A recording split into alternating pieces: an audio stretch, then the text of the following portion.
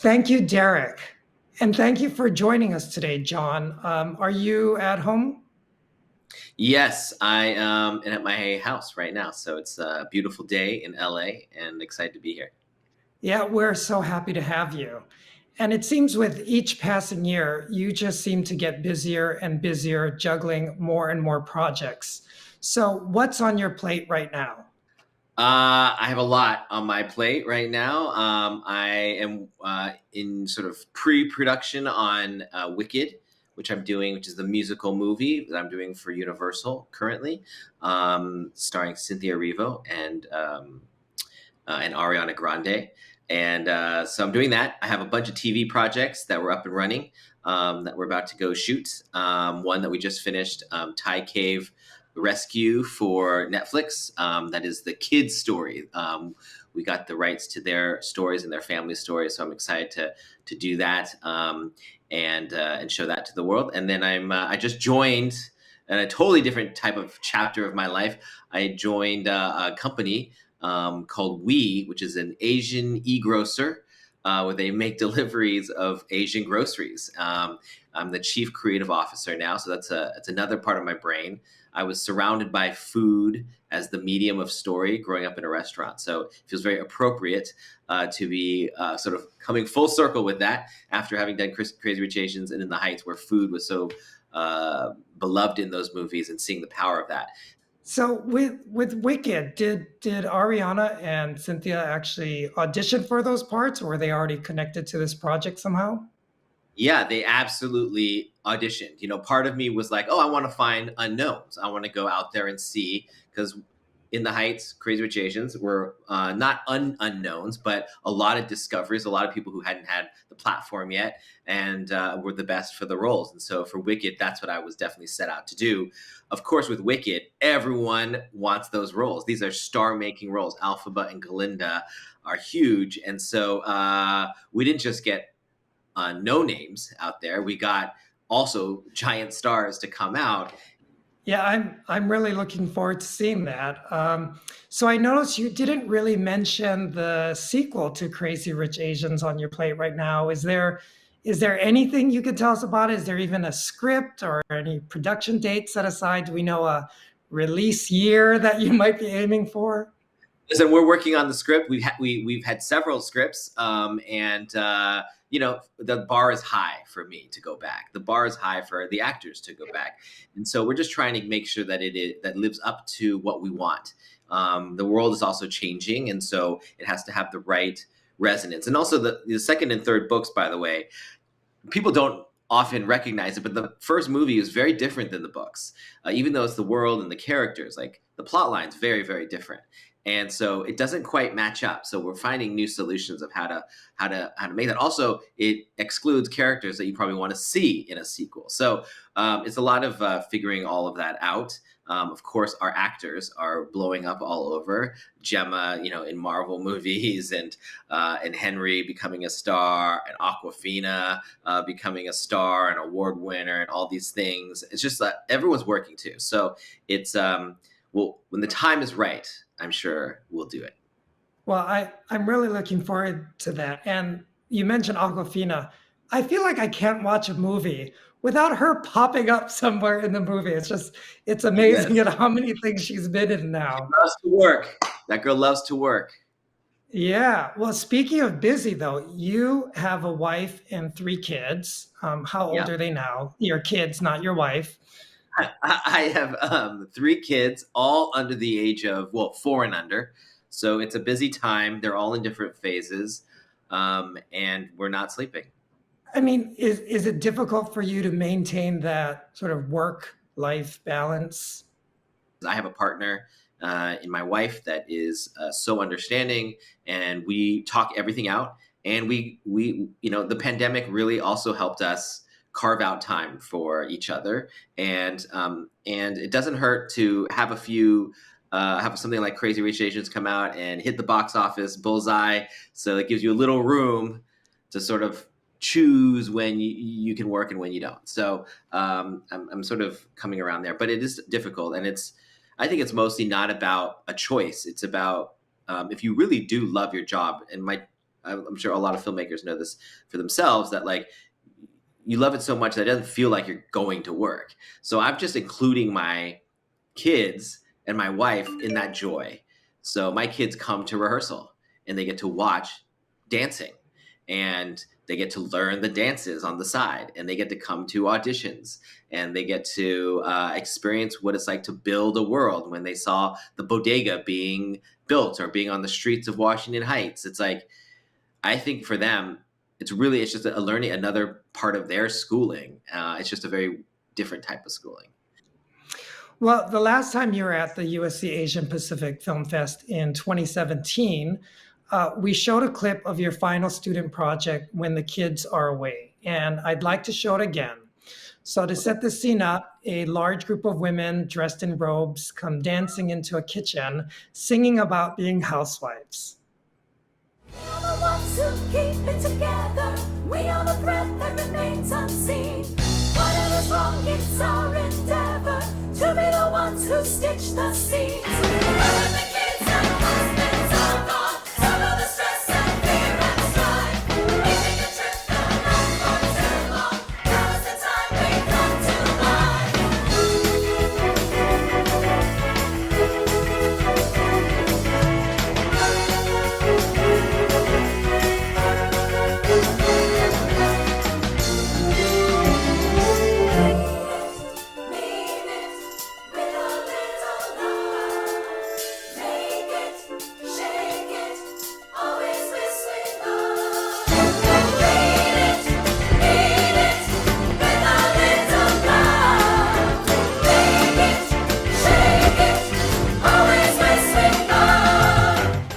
It is obvious, even as a student, that you were incredibly talented, and you've had just tremendous success since then, with movies exceeding the $150 million mark, including 3 Step Up movies, Now You See Me Too, G.I. Joe Retaliation, and of course, Crazy Rich Asians.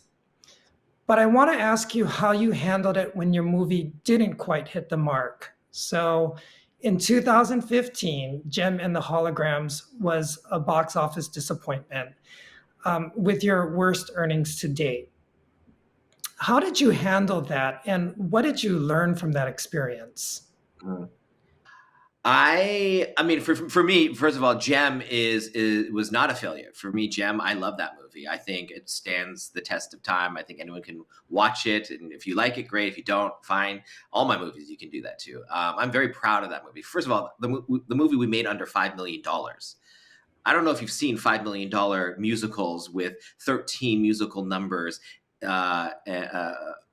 that are that elaborate and that well executed. And that's not because of me. That's because of our crew. That's because of our cast. They're so freaking talented.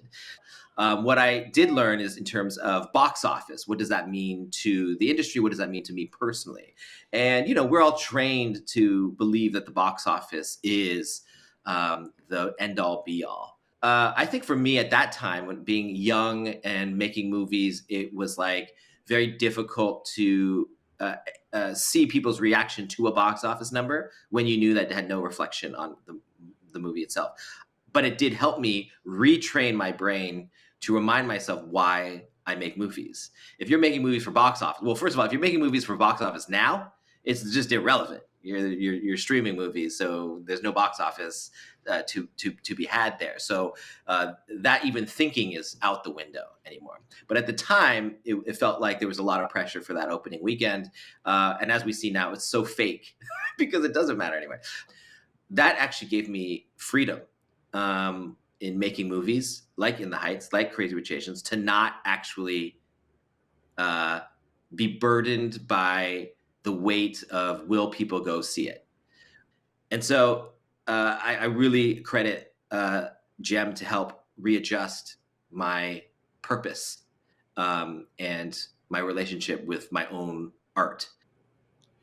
I think that's actually a very valuable lesson that you've given to aspiring filmmakers out there, that it can be blinding always just to talk about box office when that isn't necessarily the only way you can measure the quality or success of a film. So I think that's something all aspiring filmmakers really need to keep in mind. And I'm glad you Yeah. could share that with I mean, us. hopefully that argument is just dead now because you really doesn't like Tick Tick Boom and all these like nobody has box office numbers on Tick and Tick Tick Boom did get released, but it's on Netflix first and foremost. So it didn't, those things are hopefully a dead conversation. Right. Well, your movie, In the Heights, right? That's the film adaptation of Lin-Manuel Miranda's Tony Award-winning musical. Ended up being released during the pandemic, simultaneously in the theater Yeah. and on HBO Max. So I don't know if you'd care to share your thoughts on movies and streaming or what happened with that, but where do you think this is really going for movies? Well, I think we don't know yet. But for us, it was a very tricky time. We were supposed to come out the summer of 2020. Yeah, summer of 2020. Pandemic hit in March. So that was right, a few months right before our release. So our plans got all shifted. We had to wait another year for our movie to come out. And during that year, movies shut down. Nobody went to the movies. There weren't even movies released. Everything went online, as everybody knows out there. People didn't go to school. And so then they announced the hybrid version of a release, which had not been done, of releasing the movie day and date on HBO Max and on theaters. So now we all knew that the traditional reporters were going to report a box office number that doesn't reflect how many people actually saw the movie because we're giving it away for free on HBO Max. But I think we had to support the things that we want to see out there. And there is a tendency now for us to get what we want by a push of a button wherever we are. And that's fair. I just ordered Postmates. I'm down. I'm all for that. But there is a result to all those things, especially in our art. Right. Yes. Well, speaking of art, you are working on an adaptation. Well, this I read of Dr. Seuss's "Oh, the Places You'll Go," which would be, I think, the first animated feature that you've worked on. So, am I correct? It's going to be released in 2027. Why is this going to take so long? Well, animated movies take a long time. It doesn't just happen. They usually take like 4 years. And I'm also doing Wicked at the same time, so we figure that it'll match up. But I don't even think we have an official release date. I'm not sure where you got that release date, but it's probably around there anyway. I mean, Wicked itself will take several years, so that's animation. It takes that long, and we're doing it with the Bad Robot and Warner Brothers and the Seuss estate, and so I'm excited. Right. Wow. Well, I mean, you certainly do have a lot on your plate. And so I want to thank you again for taking the time to join us today and to celebrate API Trojans and entertainment. Your support is both appreciated and very much needed. So thank you. Thank you. And it's always really fun to be here. It's not easy being a filmmaker, as you all know.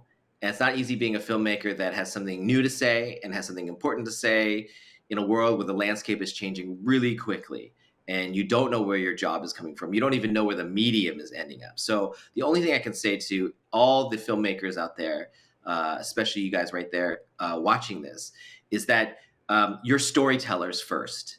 And what your medium of that storytelling can be many different things. It could be commercials. It can be TV. It can be film. It can be streaming. It can be creative directing an Asian e-grocery store. Like, you learn story, learn what connects human beings, and then find the medium that speaks to you. It's maybe sound, maybe it's cinematography, maybe it's something you do not know yet. But the problem is we only know it growing up is that, directing. I got to direct, and that has this like sort of shine to it. But at the end of the day, it's like you're a storyteller. So find that medium, be open to what that medium is, because things are shifting. All the advice I'm giving you is like old shit. There's a whole new place that you guys are trailblazing. And so hopefully I will follow you, and hopefully your stories will push me, and we'll do this all together. So we all need each other in this time. Great. Thanks so much, Jon. Thank you.